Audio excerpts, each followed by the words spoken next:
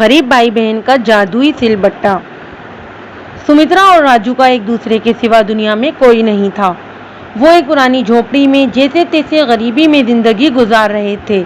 कुछ दिनों पहले ही उनकी माँ रूमा इस दुनिया से रुखसत हो चुकी थी। सुमित्रा की माँ घर में झाड़ू बर्तन का काम किया करती थी। रूमा के चल बसने के बाद भी वो घर बंधा हुआ था। सुमित्रा वहाँ रोजाना काम करती, मगर तेजताज मीरा ने इसकी पगार आधी कर दी थी। भाई की भूख मिटाने के लिए वो यतीम बच्ची बड़ी बहन का फर्ज अदा कर रही थी। मेम साहब, मैंने सारा काम खत्म कर दिया है, अब मैं जाऊं? एक शाम सुमित्रा ने काम जल्दी जल्दी खत्म करके अपनी मेम साहब को बोला। हाँ हाँ जा, और अच्छा सुन, फ्रिज में रात की बची कुची रोटी और सालन पड़ा है, उसे लेती जाना। और हाँ, फ्रिज में धनिया भी सड़ रहा है, उसे जाते समय किसी कूड़े करकट में फेंक देना। जी जी मेम साहब।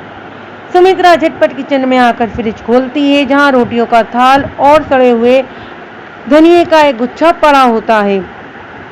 सुमित्रा इन्हें थैली में बांधकर घर आती है, जहाँ उसका भाई राजू भूख से मचलते हुए बोला। दीदी दीदी आप आ गई, मुझे बहुत जोरों की भूख लगी है, खाना दो ना। बस राजू थोड़ी देर रुको, मैं जल्दी से तुम्हारे लिए सिलबट्टे पर चटनी पीस देती हूँ। सुमित्रा जल्दी से धनिया साफ करके चटनी पीस देती है, जिसके बाद दोनों बहन भाई साथ बैठकर खाना खाते हैं। तभी नन्हे राजू की आंखों में आंसू झलक आते हैं। दीदी, आपके हाथ में तो माँ जैसा स्वाद है। आपको याद है, माँ भी मेरे लिए ऐसे ही सिलबट्टे पर चटनी पीसती थी। काफी देर रोने के बाद दोनों बहन भाई नींद की आगोश में समा जाते हैं। दूसरे दिन सुमित्रा काम पर जाती है। वहाँ शबीरा पगार के तौर पर 1000 रुपया देकर कहती है, सुमित्रा ये ले तेरी पगार, कल से काम पर आने की जरूरत नहीं। ये सुनकर सुमित्रा का चेहरा फीका पड़ जाता है और वो डरते डरते झिझकते हुए कहती है, मगर क्यों मेम साहब? क्योंकि कल हम शहर बसने जा रहे हैं, तू अपना कोई नया बंदोबस्त खोज ले।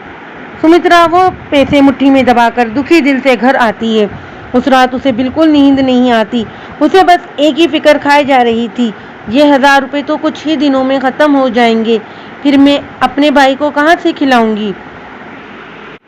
ऐसा सोचते हुए सुमित्रा की नजर सिलबट्टे पर जम जाती है। क्यों ना माँ के सिलबट्टे पर चटनी पीसकर पकोड़े समोसे बेचूं। अगली सुबह वो यतीम बहन भाई पकोड़े समोसे और हरा धनिया घर लाकर उन्हें बनाने में जुट जाते हैं, मगर धनिये में पिसी हरी मिर्च सुमित्रा की आंखों को जलाने लगती है। वो अपना दर्द भूलकर अपने भाई को देखती है, जो उसे बड़े दुख से देख रहा होता है। वो अपना दर्द भुलाकर जल्दी जल्दी चटनी पीस लेती है, जिसे बेचने दोनों बहन भाई निकलते हैं। पकोड़े खा लो, खस्ता समोसे खा लो। राजू आवाज निकाल कर लोगों को मुतवज्जा करता है। आवाज सुनकर रामलाल नाम का एक कंजूस सेठ कहता है, अरे जरा चखाऊं तो तेरे समोसे पकोड़े और चटनी, ये लो काका। राजू उसे प्लेट पकड़ाता है। जैसे ही रामलाल चटनी में डबोकर पकोड़े खाता है और कहता है, राम राम, अरे ये कैसी घटिया चटनी है, सारा मुंह का जायका बिगाड़ दिया, जरा भी अच्छी चटनी नहीं है, ऐसा लग रहा है जैसे धनिया उबाल कर लाई हो, चलो भागो यहाँ से। वो दोनों बच्चों को भगा देता है। सारा दिन यतीम बहन भाई बाजार गली गली घूमते हैं, लेकिन जो भी समोसे चटनी के साथ चखता उन्हें झड़प कर भगा देता। उस रात दोनों बहन भाई निराश होकर घर को लौटते हैं और एक एक समोसा खाकर सो जाते हैं। तभी रूमा सुमित्रा के सपने में आती है। जागो बेटी जागो। माँ आप आ गई। हम यतीम बहन भाई के साथ बहुत गलत हो रहा है। रूमा को सामने देखकर सुमित्रा अपना दर्द कहने लगती है। लाख कोशिश के बाद भी माँ, मैं सिलबट्टे पर बारीक चटनी नहीं पीस पा रही, मैं क्या करूँ माँ? फिक्र मत करो सुमित्रा, अब से ये सिलबट्टा तुम्हारी सुनेगा। बस तुम्हें इतना कहना है, शकलका बूम बूम मेरे जादुई सिलबट्टे, तू जल्दी से घूम घूम तो ये खुद चल पड़ेगा, और जो भी इस पर रखोगी वो अपने आप पिस जाएगा, उसका स्वाद भी अद्भुत होगा। जैसे ही सुमित्रा आंखें खोलती है तो सवेरा छट चुका था। सुमित्रा जल्दी से सिलबट्टे पर समोसे का मसाला बुरकने को रख कर बोलती है, शाका लाका बूम बूम, मेरे जादुई सिलबट्टे तू जल्दी से घूम घूम।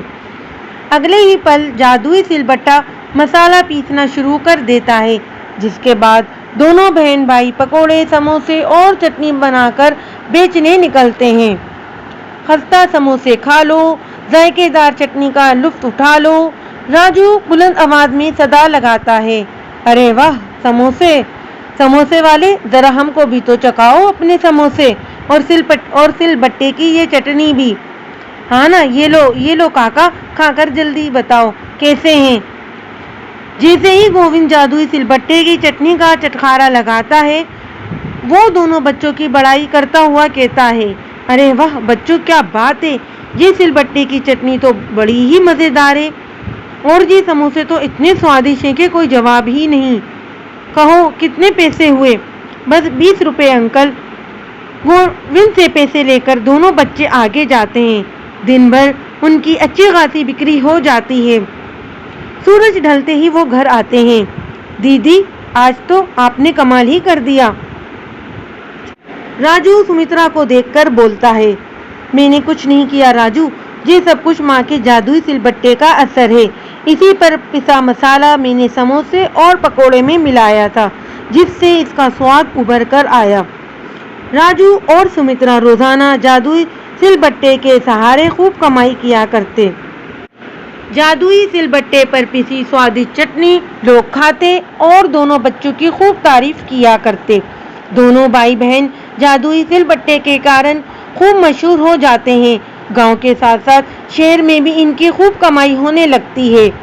धीरे धीरे उनकी कमाई फर्श से अर्श पर जा पहुंचती है। आखिरकार वो दोनों गरीबी को मात दे देते हैं। देखो दीदी, आज हमें इतनी कम उम्री में कितना कुछ हासिल हो गया है। हाँ मेरे भाई, ये शान शौकत इस जादुई सिलबट्टे की देन है। इसी के सहारे लोगों को हमारे समोसे और चटनी का स्वाद पहुंचा, जिससे हमने बढ़ चढ़कर कमाई की और ये दिन देख पाए। इस तरह गरीबी से निकलने के बावजूद भी दोनों बच्चे अपनी सफलता का क्रेडिट सिलबट्टे को ही देते हैं। इस कहानी से हमें ये सीख मिलती है कि उस शख्स को जीवन में हमेशा क्रेडिट दीजिए जिसकी वजह से हमारा बुरा जीवन बदलता है, जैसे कि जादुई सिलबट्टे की तरह।